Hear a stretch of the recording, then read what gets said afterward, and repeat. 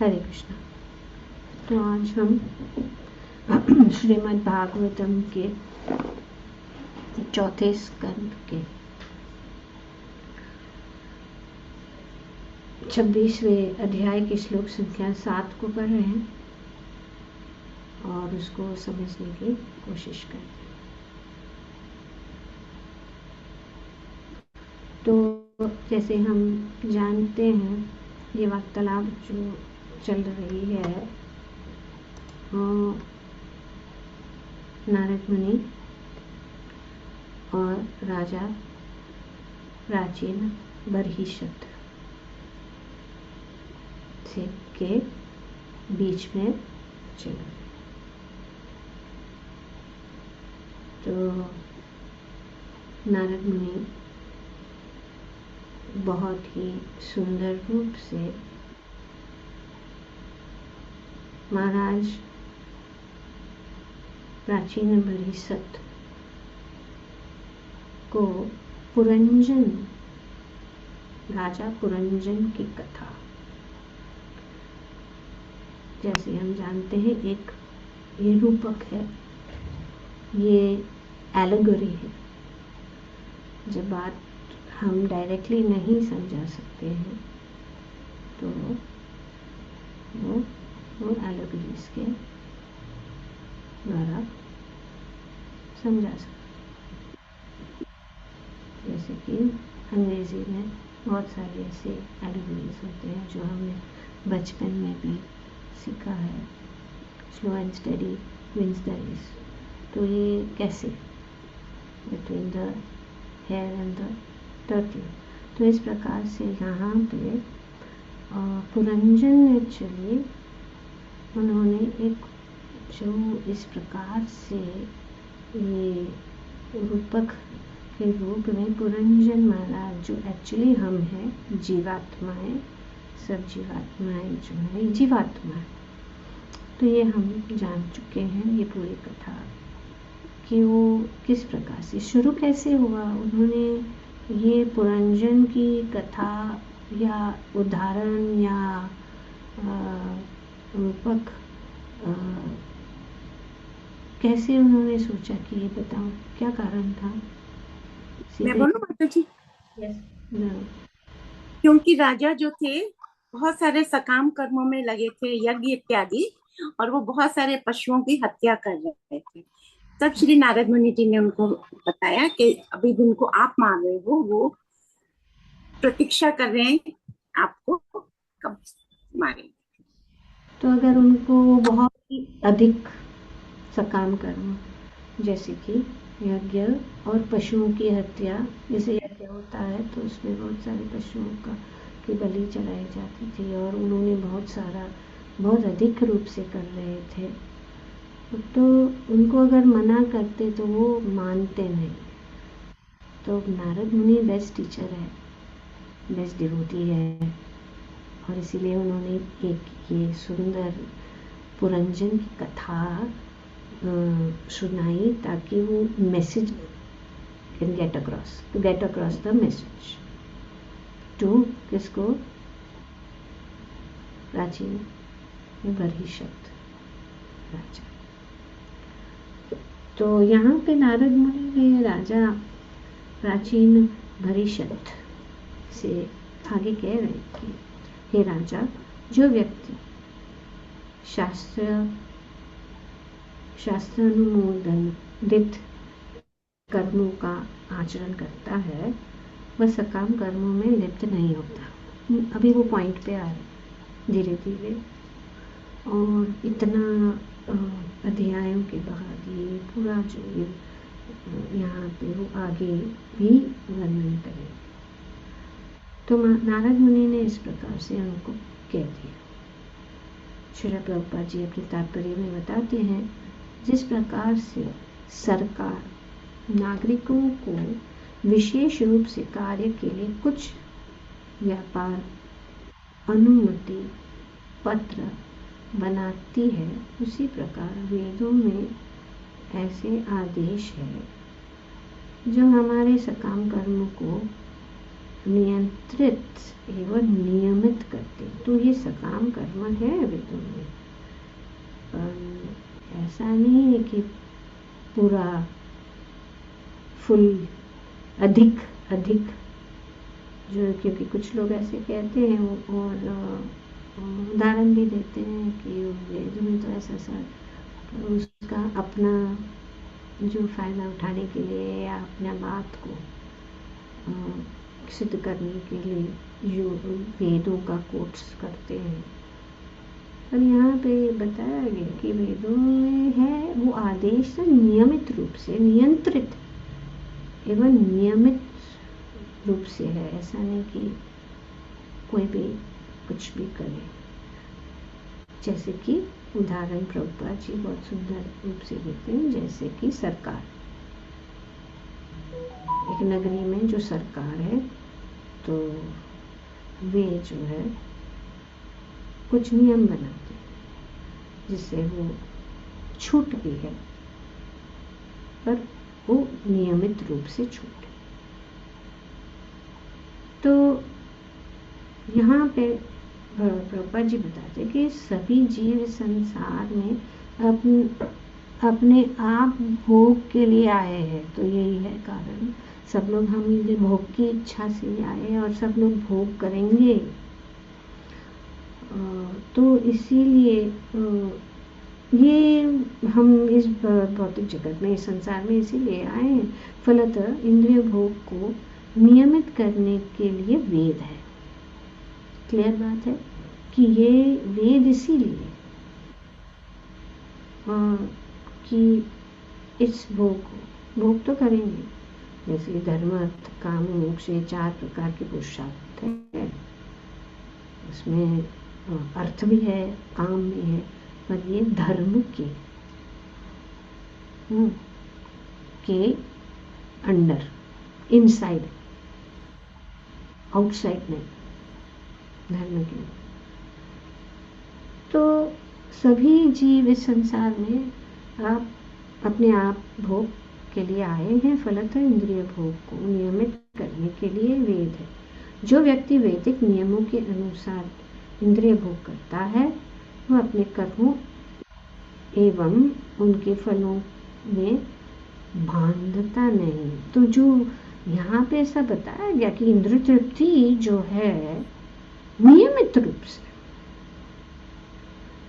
रूप से जैसे वेदों में बताया है, और जो व्यक्ति वैदिक नियमों के अनुसार इंद्रिय भोग करता है, क्योंकि ये निश्चित है कि भोग के लिए आए हैं, लेकिन उसमें नियम है कि ये ऐसा नहीं कि विदाउट कोई सीमा, सभी सीमाओं को पार करके इंद्रिय भोग करेंगे, इसमें भी सीमा है। और तो भगवद गीता में भी भगवान यहाँ पे प्रभुपाद जी बताते कि यज्ञार्थात कर्मणा, 3 अध्याय में, कि मनुष्य को यज्ञ के लिए अर्थात विष्णु को प्रसन्न करने के लिए कर्म करना है। तो ये कार्य है, जैसे कि यहाँ पे जो सकाम कर्म है, फ्रूटिव एक्टिविटीज कहते हैं, तो ये सब जो है ये वेदों में बताया गया, पर ये नियम है। पर कैसे करना है वो भगवान यहाँ पे इस अध्याय में बताते हैं। श्री विष्णु के लिए यज्ञ रूप में कर्म करना चाहिए। जो भी करते हैं भगवान विष्णु की प्रसन्नता के लिए होना चाहिए। जो भी हम करते हैं श्री कृष्ण अर्पणम अस्तु। और ये सब और भी आगे भगवान सब विधि हमें पूरे भगवद गीता में ये सब विधि की हम कैसे हम अपने जीवन को जी सकते हैं। और अगर हम ऐसे जीते हैं तो हम ये कर्म बंधन में नहीं हो सकते। जैसे हमारे आचार्य होते उसको कहते हैं आरोप सिद्ध भक्ति। I am eating for Krishna, I am sleeping for Krishna, I am working for Krishna, ये सब भगवान को अर्पण करना है। तो हर बार उसको कहते हैं आरोप, किसी और के सिर पे डाल दो, कर्म मेरा नहीं है। तो ये सीक्रेट है। यहाँ पे भगवान बताते हैं, अन्यथा कर्म के द्वारा इस भौतिक जगत में बंधन उत्पन्न होता है। तथा हे कुंती पुत्र, उनकी प्रसन्नता के लिए अपने नियत कर्म करो, इस तरह तुम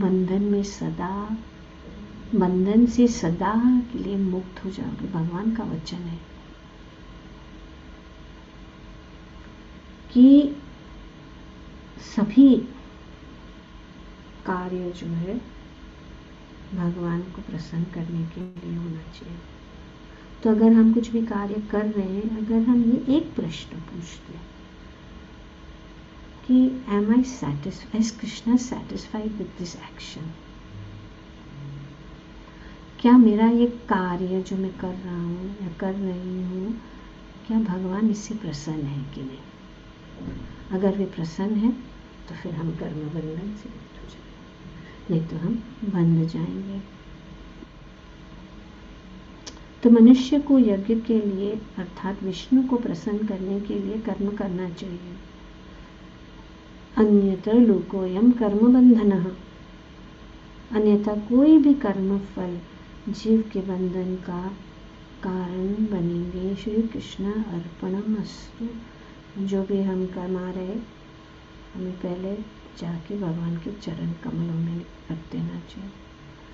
हमारे घर में, क्योंकि वही तो कर्मफल है, हम इतना परिश्रम करते हैं, हम इतना कार्य करते हैं, सब चीज़ करते हैं, तो फिर उसका फल क्या है? धन, अर्थ। तो भगवान के चरण मदर्पणम, या अगर हमारे पास बहुत फलों का, हमें बहुत सारा लाभ मिला है, तो हमें भगवान की सेवा में उसको लगाना चाहिए। भगवान की भक्ति, भगवान की महिमा, भगवान की, तो ये सब कार्य वेदों में बताया गया। तपस्या, ध्यान, दान, ये हमारी शुद्धिकरण के लिए है। ये बात अलग है कि कुछ लोगों ने उसको व्यवसाय बना दिया है और व्यवसायिक रूप से कमाने के लिए लोगों का श्रद्धा का फायदा लेते हो। ऐसा नहीं है, ऐसा नहीं होना चाहिए। हर चीज़ जो कोई अपना जो कर्म फल को अगर वो भगवान के चरण में अर्पित करता है, तो उसको हमें भगवान की सेवा में इस्तेमाल करना चाहिए,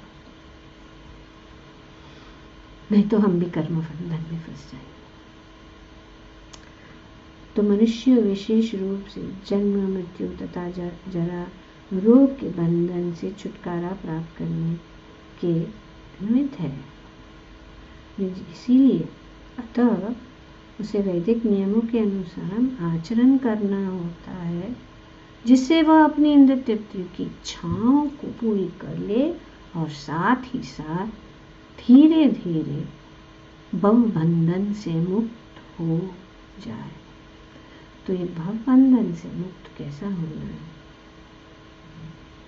ये बहुत जो है भगवान भी बता रहे हैं, हमारे आचार्य बता रहे हैं, बहुत सारी विधि बताई गई है वेदों में। तो ऐसे नियमों के अनुसार किया गया कर्म ज्ञान कहलाता है, तो नहीं तो वो अज्ञान है। और भगवान ने भागवतम में बताया, ये भगवान को केंद्र बिंदु बनाना और भगवान को ही सब कुछ अर्पण करना, ये ज्ञान है, बाकी सब अज्ञान ही समझो। क्लियरली शास्त्र में वस्तुतः वेद शब्द का अर्थ है ज्ञान, इसीलिए ज्ञान है। ज्ञानेन न स लिप्यते का शब्द यहाँ पे श्लोक में इस्तेमाल किया गया।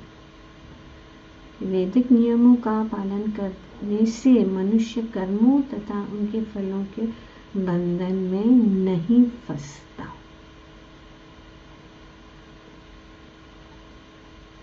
क्योंकि अगर हम कर्म करेंगे, चाहे वो बुरा कर्म है या अच्छा कर्म है, वो बंधन का कारण बन ही जाता है। बुरा कारण तो होगा ही, पर हमें नहीं ऐसे इस भ्रम में नहीं रहना चाहिए कि हम अच्छे कार्य की जो है बंधन में नहीं फंसेंगे। तो इसीलिए हमें ध्यान देना कि हम दान किसके लिए दे रहे हैं, हमारे कर्म के फल किस में जो है यूज़ कर रहे हैं। क्योंकि अगर हम अच्छा बेविचार है, जैसे कि हम सोचते हैं कि गरीब है, उस गरीबों को मदद करें, उनको धन दे या उनको, ताकि उनकी आर्थिक अवस्था अच्छी हो जाए, ये अच्छा सोच है। लेकिन अगर वो जाके आपके कर्म के फलों को सिगरेट, नशा और सब जो है बुरी चीज़ों में लगाने के लिए करेगा, तो फिर वो कर्म बंधन में हम भी फंस जाएंगे। क्योंकि हम कारण बन गए। तो अगर इसीलिए तो जब प्रभुपाद जी ने देखा मायापुर में कि कितने गरीब बच्चे भूखे ऐसे फिर रहे हैं, तो इसीलिए उन्होंने फूड फॉर लाइफ शुरू किया। Nobody in the radius of the temple 70 kilometers, कोई भी भूखा नहीं जाना चाहिए। तो इसको फूड फॉर लाइफ कोई अन्नदान नहीं है, प्रसादम मिलता है। दोनों लाभ मिलता है। हम लोगों को अन्न मतलब उनका शारीरिक जो ज़रूरतें को भी पूर्ण कर रहे, और उनका आध्यात्मिक जरूरी, क्योंकि वो प्रसादम क्या है, प्रसादम का अर्थ क्या है? भगवान की कृपा, की कृपा, भगवान की कृपा, mercy of the Lord. Prasad means mercy. वो अन्न से हो सकता है, कभी फूल भी मिलता है, फूल भी एक प्रसाद है। कोई कुछ फल भी मिल सकता है, कभी कुछ गहने मिल सकते हैं, कभी कुछ पोशाक मिल सकता है, ये सब प्रसाद ही है, भगवान की कृपा है। और अगर हमें भक्ति मिलती है तो सबसे महान कृपा तो वही है।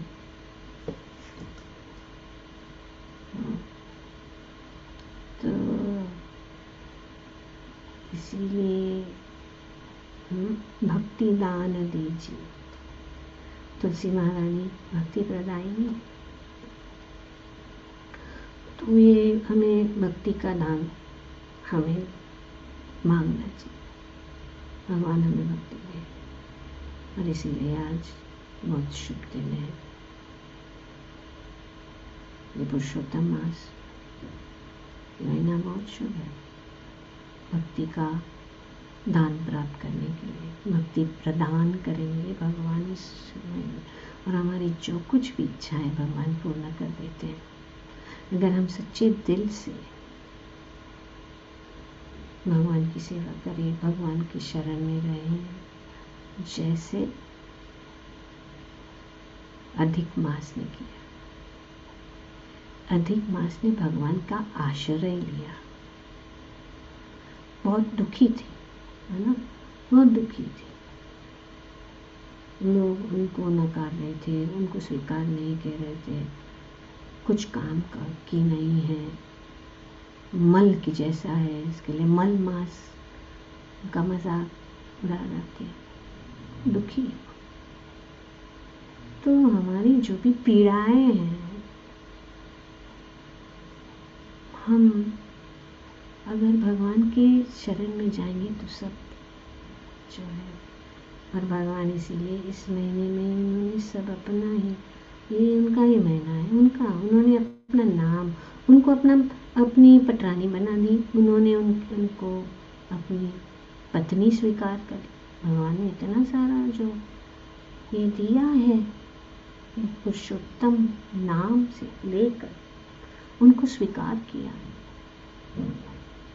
और उन्होंने ये भी वरदान दे दिया कि जो कोई भी इस महीने में भक्ति, क्योंकि इस महीने का संबंध भक्ति से ही है, कोई कर्मकांड से नहीं है, क्योंकि कोई तिथि नहीं है, कोई उत्सव ही नहीं है, कोई है ही नहीं कोई ऐसा शुभ कार्य करने का समय, क्योंकि अधिक है, एक्स्ट्रा है। तो इसीलिए हम भी भिक्षुक, भीख मंगे, भगवान की कृपा की भीख मांगना चाहिए, भीख मांग के, क्योंकि भक्ति जो है कृपा के ऊपर चलती है, बस और कुछ नहीं। जब तक कृपा,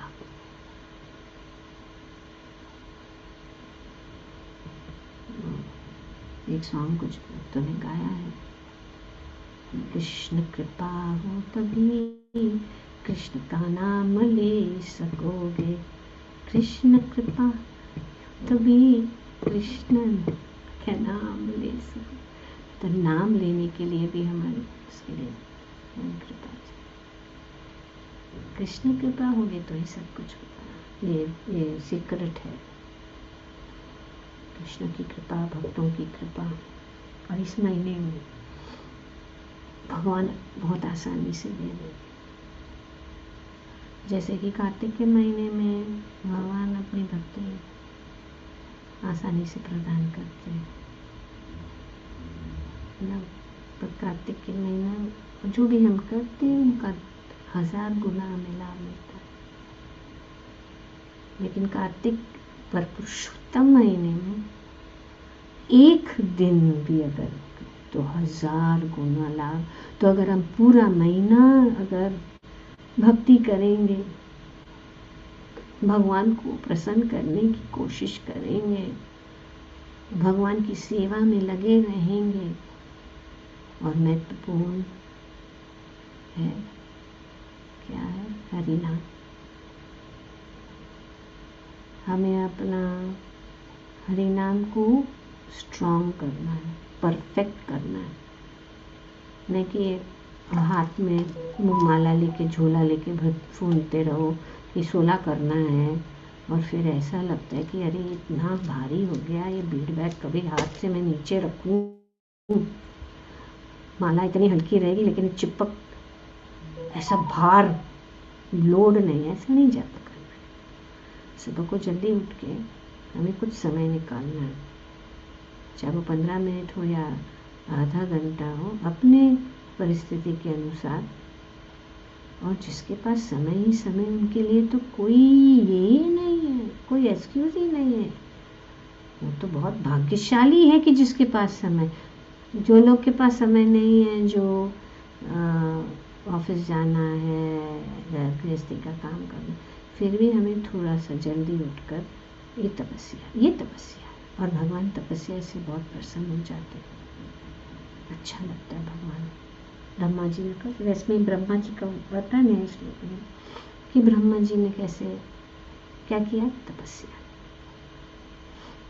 तो इसीलिए प्रत्येक व्यक्ति को वैदिक आदेश अनुसार आचरण करने का उपदेश दिया जाता है, न तो गैर जिम्मेदार तरीके से। जब कोई व्यक्ति किसी राज्य के नियमों तथा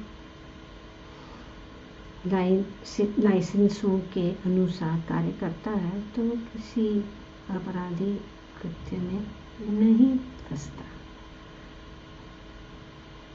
तो जब हम वेदों के में बताए गए आदेशों के अनुसार चलते हैं तो हम सेफ बात पे, तो और हम जो इतने सारे भाग्यशाली हैं कि हमारे आचार्यों ने ये जो है वेद शास्त्रों से जो मेन चीज़ें हैं को निकाल के हमें दिया है, जैसे कि उपदेश अमृत, ये इस लाइन जो उपदेश अमृत में जो रूप गोस्वामी ने बताया है, या भक्ति रसामृत तो सिंधु में जो रूप गोस्वामी ने बताया है, उन्होंने सब शास्त्रों का निचोड़ करके बस ये करेंगे तो हम सेफ रोड, बम्पी रोड में नहीं रहेंगे और सीधा road, this is the road, ये रास्ता है जो हम भगवत धाम के। इसीलिए हमें अपना मन गणित रूप से भक्ति नहीं करना चाहिए। आश्रय में रहकर, जिस प्रकार अधिक मास ने भगवान का आश्रय लिया और भगवान ने उनका दुखों का निवारण किया, उसी प्रकार से हमें भी। तो जो जैसे कि प्रभुपाद जी यहाँ उदाहरण देते हैं कि मानव समाज में ये सब जो होता है, लेकिन किंतु मानव निर्मित नियम सदैव दोषपूर्ण होते हैं। और ये नियम जो है, आज कोई नेता आ गया, वो अपना फायदे के लिए कोई नियम निकालेगा, फिर दूसरा कोई नहीं, अरे ये तो इसमें हमारा क्या फायदा है, उसको बदलो, बदलता रहता है, वो अपना नियम चलाएगा। तो दोष क्योंकि मानव, तो दोषपूर्वक है, क्योंकि वे ऐसे व्यक्तियों द्वारा बनाए जाते हैं जो त्रुटियां कर सकते हैं, तो त्रुटियां मिस्टेक कर सकते हैं। तो ये यहाँ पे जो चार ये हमारे अंदर त्रुटियां हैं, क्या है? मोहग्रस्त, ठगने की प्रवृत्ति, हमारी अपूर्ण इंद्रियां, मोहग्रस्त होना। किंतु वैदिक उपदेश इनसे भिन्न है, क्योंकि इनमें ये चारों दोष नहीं है। तो ये चार दोष के कारण जो भी हम सोचेंगे या हम सोचते हैं कि फर्स्ट क्लास है, वो हो ही नहीं सकते, क्योंकि इसमें हमारी पहला तो ये है कि भ्रम, हम गलतियां करते, मिस्टेक्स करते, बड़े बड़े। अभी हम यही देख रहे हैं ना कि कितना बड़ा मिस्टेक हुआ है इस युद्ध में जो चल रहा है, कितना बड़ा मिस्टेक। और हम मिस्टेक करते हैं, जैसे कि कोई विद्यार्थी भी पढ़ाई करता है तो उसको सब कुछ पता है, वो बहुत पढ़ता है, लेकिन फिर भी कुछ गलतियां कर देता है, रॉन्ग आंसर दे देगा। डॉक्टर भी कभी कभी उनको ये नहीं है कि एक्चुअली क्या हो रहा है, ये मरीज को क्या हो रहा है उनको भी पता नहीं है। उनका कभी कभी उनका डायग्नोस गलत ही कर देते हैं। तो गलती तो होती है, क्योंकि हमें वो है, हमारी इंद्रियां, हम भ्रम में पड़ जाते हैं। तो इसीलिए हमारा जो बुद्धि वगैरह, उसके ऊपर हम रिलाई नहीं कर सकते, या किसी की और की बुद्धि या इसके ऊपर रिलाई नहीं कर, क्योंकि हमें या सब में जो है ये गलतियां करने का जो है प्रवृत्ति है। तो उसको कहते हैं भ्रम। दूसरा है प्रमाद। प्रमाद मतलब इल्यूशन, जैसे कि एक रस्सी को सर्प मान लेना।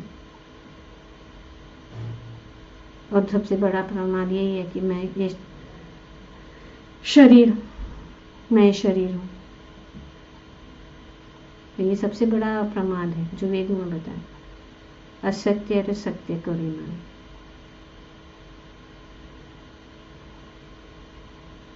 और फिर ये दूसरा प्रमाण कि हम जो है क्षणिक चीज़ों के ऊपर हम विश्वास करते हैं, और ये क्षणिक चीज़ों को हम समझते हैं ये सब कुछ है।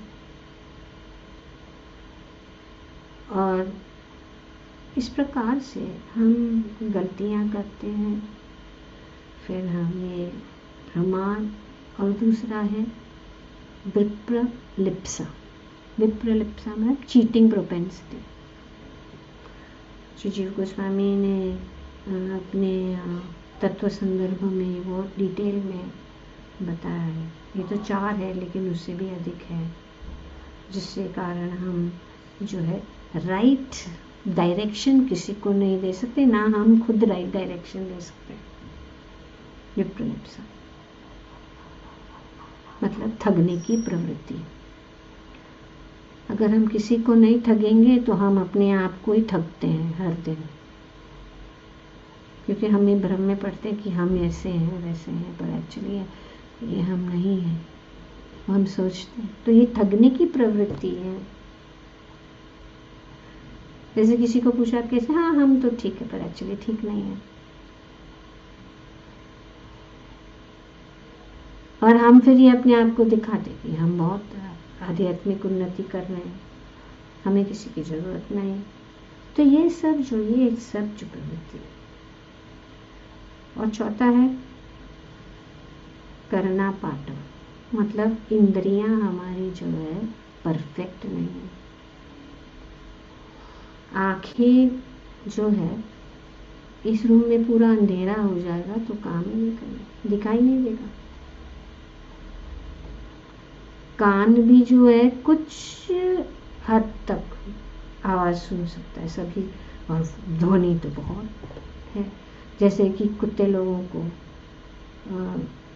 बुलाने के लिए या जो भी है उनका ये विसल रहता है ना, सीटी बजाते तो, और हम सीटी बजाते ना, कुछ आवाज नहीं आ रहा है, बोलते अरे ये सीटी नहीं काम कर रहा है, whistle is blowing but no sound is coming. Why? Because they cannot hear the sound, but dogs can hear it. कुत्ते सुन सकते हैं, हम नहीं सुन सकते। तो ये एक प्रमाण है कि हमारी इंद्रियां कितनी इस इनपरफेक्ट सेंसेस से हम इतना सारा बातें कर रहे हैं, एडवाइस दे रहे हैं, और अपना जीवा भी।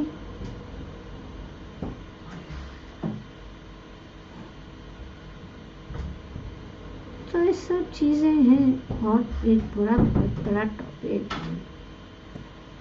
तो ये यहाँ पे कि हम गलतियाँ करते हैं, हम मोह में हैं, हम जो है हम समझ नहीं पाते हैं, और हम ठगने का तो सबके पास है ठगने का, और हमारी इंद्रियां तो परफेक्ट नहीं है। तो हम जो है ये गलतियां, ये भ्रम, ये सब ठगने का, इसमें से मुक्त नहीं है। तो हम कैसे इसीलिए जो सरकार का जो बात किया जा रहा है यहाँ पे, वो मनुष्य जिसमें ये 4, सभी में ये 4 प्रकार से, सबसे बड़े बड़े लोगों में भी ये 4 प्रकार तो किसी न किसी प्रकार से ये जो त्रुटियां हैं इस मानव जीवन में। जैसे एक अंधा आदमी, इसका इंद्रिय जो है वो ठीक नहीं। हम कभी कभी सोचते हैं हाँ शायद अनुमान, और दूसरा ये प्रमाण भी है। 3 प्रकार के प्रमाण है, कौन से हैं? सॉरी, मैं बोलूं माता जी? yes. प्रत्यक्ष, अप्रत्यक्ष, शब्द प्रमाण, अनुमान। प्रत्यक्ष प्रमाण, अनुमान। अनुमान। Come to the point. जैसे बोलते हैं ना, सीइंग व्हाट इज बिलीविंग, हाँ मुझे दिखाओ, भगवान को मुझे दिखाओ। प्रत्यक्ष प्रमाण, प्रत्यक्ष मतलब हैंड्स ऑन, मुझे देखना है। तो ये प्रत्यक्ष प्रमाण, जब हमारी इंद्रियां ही सही नहीं है, उसमें त्रुटि है, तो इसको कहते हैं direct perception. Seeing is believing, but is seeing always believing? नहीं है। एक ग्लास में पेंसिल डाली गई तो पेंसिल कैसा दिखेगा? टेढ़ी दिखेगी, टेढ़ा दिखेगा माता जी। Refraction, law of refraction. तो जिसको ज्ञान नहीं वो बोलेगा अरे ये तो पेंसिल टेढ़ी है। तो हमारी इंद्रियां बहुत सारी है चीजें इस प्रत्यक्ष प्रमाण। सूरज को देखते तो सोचते इतना छोटा है, क्या इतना छोटा है? सूरज को हम जाने हैं, उनका डायमीटर, उनका वास्टनेस जाने हैं नहीं, पर हम उसके अनुसार अपने इंद्रियों से हम जो है ज्ञान प्राप्त करने की कोशिश करते हैं, जैसे कि मृग तृष्णा, मिराज, ये सब बहुत सारा ये है, ये पूरा टॉपिक है। और फिर दूसरा है अनुमान। हमें दिखता नहीं है, हमें अपनी इंद्रियों से नहीं दिख रहा है, जैसे कि कोई बंद कमरा है और पूरा चारों तरह से बंद है और उसमें से कुछ आवाज़ आ रही है, हमको दिखता नहीं अंदर क्या है, लाइक ब्लैक बॉक्स। और वो अंदर है तो फिर बाहर से और अंदर से कुछ आवाज़ आ रही है, तो कोई बोलेगा क्या, अरे दो लोग झगड़ा कर रहे हैं। दूसरा आएगा बोलेगा नहीं नहीं, ये झगड़ा नहीं चल रहा, ये तो टीवी ऑन है, टीवी में ये हो रहा है। तो इसको कहते हैं अनुमान लगा के हम जो है अपना प्रिंसिपल्स को बनाते हैं, जैसे कि साइंस में ये सब इट इज इन्फर्ड, ये the probability of this, probably the creation of this universe was created by Big Bang philosophy to this thing। अभी बोलो Big Bang philosophy से, और बहुत सारी चीज़ें फिलोसफीज तो साइंटिस्ट ने क्रिएशन ऑफ द यूनिवर्स। अभी बाजू के बिल्डिंग में बॉम्ब ब्लास्ट हो गया समझो, तो क्या कुछ अच्छा निकला उसमें से ब्लास्ट से? डिस्ट्रक्शन। तो इस प्रकार से, और फिर उपमा प्रमाण कि ये उपमाएं की जाती है कि पता, जैसे कि वो बहुत लंबे, I don't want to go into this, I am getting pulled into this whole module of प्रत्यक्ष प्रमाण एंड ऑल दैट। तो यहाँ पे प्रभुपाद जी ये बता रहे हैं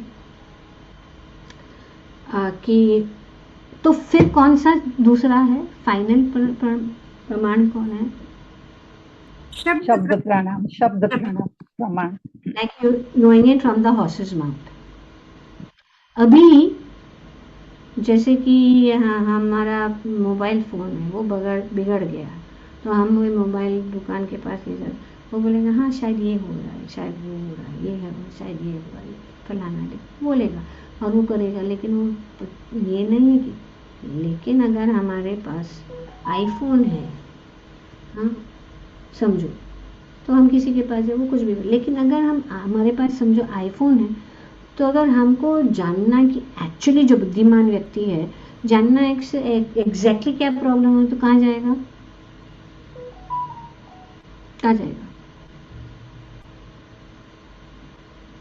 सेंटर में, आईफोन सेंटर में, आईफोन सेंटर में, जिसने उसका निर्माण किया है ना, क्योंकि वही जो जिसका शब्द हम मान सकते हैं, क्योंकि वही तो है जिसने बनवाया है। बाकी के तो बहुत सारे मॉडल्स को कर रहा है, ये कर रहा है, वो कर रहा है, वो जानता है, लेकिन वो मेन जो है वो कौन है? सैमसंग या आईफोन या जो भी कंपनी ने इसका निर्माण किया है, और इस पूरे जो जगत का निर्माण भगवान ने किया है। तो इसीलिए भगवद गीता में और भागवतम में ये बताया, प्रमाण दिया, तेने ब्रह्म हृदय आदि कवि, इस ब्रह्मांड के आदि प्राणी को, जो आदि कवि या ब्रह्मा कहलाते हैं, श्री कृष्ण द्वारा अंतःकरण में उपदेश दिया गया। तो ब्रह्मा जी ने उनके हृदय के अंदर भगवान, तो इसीलिए श्री कृष्ण के इन आदेशों को प्राप्त करके ब्रह्मा ने इस ज्ञान को परंपरा, इसीलिए परंपरा आती है। परंपरा मतलब जैसा ज्ञान मिला है भगवान के ने उनके हृदय में जो ज्ञान दिया, वही ज्ञान उन्होंने नारद को दिया, वही ज्ञान जो नारद ने व्यास को दिया। और इस प्रकार से परंपरा के द्वारा, जैसे कि ऊपर से जो फल, आम का फल ठपक करके नीचे नहीं गिराएगा, फिर वो तो खत्म हो जाएगा, वो ब्लास्ट हो जाएगा, हाँ बम ब्लास्ट, फूट जाएगा आम, पर पेड़ के ऊपर से जो नीचे नीचे लोग खड़े हैं, हाँ, पेड़ के ऊपर के चढ़े बैठे हैं, ऊपर वाला जो है नीचे के हाथ में दे रहा है और वही आम दे के वो दूसरे को दे रहा है। तो इसीलिए परंपरा के अनुसार जो ज्ञान प्राप्त है वो सही है, क्योंकि वो बदली नहीं कर सकता। What is duty of Bhaktivedanta Book Trust? What is duty of Bhaktivedanta Book Trust? क्या है ड्यूटी जो प्रभुपाद जी ने भक्तिवेदांत बुक ट्रस्ट, और क्यों ग्रंथ समाधि है वृंदावन में? कि ग्रंथ समाधि इसीलिए है कि कोई भी ग्रंथ को बदल सकता है, बदल सकता है। तो बीबीटी का यही रहता है कि जो कुछ भी तात्पर्य, एक वर्ड भी नहीं चेंज कर सकते हैं हम, अनऑथोराइज्ड हो जाएगा तो अथॉरिटी में। अभी जैसे कि गीता प्रेस को ये है कि सब शास्त्रों का उनका, तो क्योंकि वो बनाए रख रहे हैं, वो बदलेंगे नहीं। बाकी का तो बहुत सारे टीकाकार आके अपना अपना बदलेंगे, जैसे हुआ है भगवत गीता के साथ। अब प्रभुपाद जी ने क्यों लिखा है as it is? As it is का मतलब क्या है, ये सब हमें जानना जरूरी है। हाँ, कैसा भगवान ने बोला, हाँ रुद्रंगा, कोई और? यथारूप माता जी। यथारूप का मतलब क्या? जैसे प्रभुपाद ने बताया वैसे वर्ड फॉर वर्ड भगवान ने जैसा भगवान ने जो बताया, भगवान ने शब्दों से बोला वैसा ही। राइट। हमें कोई अर्थ ये नहीं है कि हम उसको बदल सकते हैं, और जो हुआ है इसीलिए प्रभुपाद जी ने एज इट इज यथारूप, जैसी आहे तशी, समजलं का? जेम छे तेम, समजो, बदला नाही आहे, जशी आहे तशीच आहे, बदलेला नाही आहे काय पण, जे देवाने दिलाय तेच आहे, भगवान ने जो दिया है वैसा ही है, इसमें कोई बदलाव नहीं है। अगर भगवान कहते हैं कि हम उनका, दैट इज व्हाट, बाकी के जो ये बड़े बड़े फिलोसोफर्स, बड़े बड़े दार्शनिक, वो अपना एलेगोरिकल मीनिंग कि कुरुक्षेत्र ऐसा कुछ था नहीं, कुरुक्षेत्र ये शरीर है, ये इंद्रियां जो है वो घोड़े हैं, ये ऐसा करके वो लोग बदल देते कुरुक्षेत्र स्थान, ये इतिहास है। तो एलेगोरिकल, क्योंकि वो स्वीकार नहीं करना चाहते भगवान को, वे सोचते हैं तो माइथोलॉजी है। तो ये शब्द प्रमाण है, और शब्द प्रमाण जो है जो भगवान से आया गया है, क्योंकि भगवान इस भौतिक जगत से परे हैं। और वे कौन है? वे अपुरुष है, क्योंकि ये भगवद गीता का ज्ञान, श्रीमद् भागवतम का ज्ञान, ये अपुरुष है। किसी पुरुष जिसमें ये चार दुटियां हैं उन्होंने नहीं लिखी है, ये डायरेक्ट भगवान से आया। जैसे पुरुषोत्तम मास का जो ये ज्ञान है, या जो भगवान कहते हैं एक बहुत ही गुह्य ज्ञान जो है, अर्जुन को सुना रहे, पांडवों को सुना रहे वन में, भगवान स्वयं पुरुषोत्तम मास की कथा बता रहे हैं, हम नहीं हैं। और हम, हमारे में कौन सी क्षमता है कि हम पुरुषोत्तम मास की कथा सुनाएं? पद्म पुराण और बृहन नारदीय पुराण में ये कथाएं आती है, और कृष्ण ने स्वयं अर्जुन को सुनाया उनकी परिस्थिति को देख के, ताकि उनकी परिस्थिति अच्छी हो जाए। कितने दरिद्र और दयालु, दयामयी उस परिस्थिति में थे कि किसान या कामगार से भी नीचे, भिखारी से भी नीचे उनकी परिस्थिति थी। फटे हुए कपड़े, लंबी लंबी दाढ़ी, जटा, ये सब देख के भगवान बहुत ही दुखी। तो भगवान ने, तो इसीलिए हमको सिर्फ वो मानना है जो भगवान ने बताया और शास्त्र के अनुसार। और इसीलिए हर बात देखिए, यहाँ पे श्रीमद् भागवत 1.1.1 का प्रमाण, यू गो टू 1.1.1 एंड तेना ब्रह्म हृदय आदि कवि, प्रभुपाद जी ने हर अपने तात्पर्यों में प्रमाण दिया है शास्त्रों का। अगर वो कहते तो प्रमाण बताओ कहाँ पे, कोई भी बोल के आते हाँ इस शास्त्र में, कौन सा शास्त्र भाई बताओ, कौन सा शास्त्र? यहाँ पे भगवत गीता का प्रमाण हर एक तात्पर्य में, हर कुछ तात्पर्य के बाद अगर जरूरत है, जहां जहां जरूरत है, यहाँ पे देखिए चैतन्य चरितामृत, दूसरे ये कथा उपनिषद, ये उपनिषद, वो उपनिषद, प्रभुपाद ने तात्पर्य अपने मन से नहीं रखा है, वो उनका रेफरेंस, उनकी स्टडी, उनकी स्कॉलर है। और आज के यहाँ बच्चे बोल रहे हैं स्कॉलरली बात यहाँ वहाँ किसी चुरा के, वो नहीं है। अपने प्रभुपाद जी सच ए ग्रेट स्कॉलर, और उन्होंने पूरा प्रमाण क्लियर, कोई भी इनको चैलेंज नहीं कर सकता जो प्रभुपाद जी ने यहाँ पर बताया। तो ब्रह्मा ने कृष्ण से इस प्रकार वैदिक ज्ञान परिपूर्ण है, कोई त्रुटि नहीं है। और हम अपने परिस्थिति को एडजस्ट करने के लिए अगर हम बोलेंगे कि नहीं वेद ज्ञान तो इतने है, मैं तो ये मानता, ठीक है, मत मानो।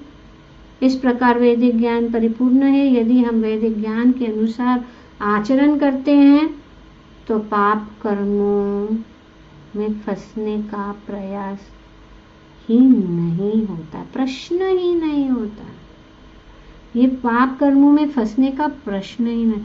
तो प्ले इट सेफ, इसके लिए हम हमेशा कहते हैं शास्त्र को पढ़ो, हम सेफ मार्ग पे हैं। हम अगर बहुत हमारा मन के अनुसार हमको ये भी जानना है, वो भी जानना है, वो भी जानना है, तो कहीं से भी जो हमारे मन को सूट होता है वो स्वीकार करने से कोई फल नहीं मिलने वाला, हम फिर भी पाप कर्मों में फंसते जाएंगे। तो इसीलिए अगर हम जैसे यहाँ पे वेरी क्लियरली बताया गया है, यज्ञार्थ कर्मणो अन्यत्र लोकयम कर्म बंधना। तो भगवान जो हमारा कार्य है वो यज्ञ जो है वो यज्ञ पुरुष, और यज्ञ पुरुष कौन है? भगवान श्री कृष्ण। तो इस प्रकार से हम करेंगे, शास्त्रों के अनुसार चलेंगे। तो इसीलिए शास्त्रों का अध्ययन बहुत जरूरी है ताकि हम सेफ रोड पे, नहीं तो क्या है, मन जो है हमारा कहीं कहीं और भक्ति में ही है, लेकिन मन यहाँ वहाँ ले जाएगा, और फिर हम कहते कि हम क्यों अभी तक कष्ट भोग रहे, क्यों हमारा जो है हमें वो क्या बोलते हैं उसका रिजल्ट नहीं मिल रहा है, क्योंकि हम जो है यहाँ। तो तदर्थम कर्म कौन्तेय मुक्त संग समाचर। तो इसीलिए उनके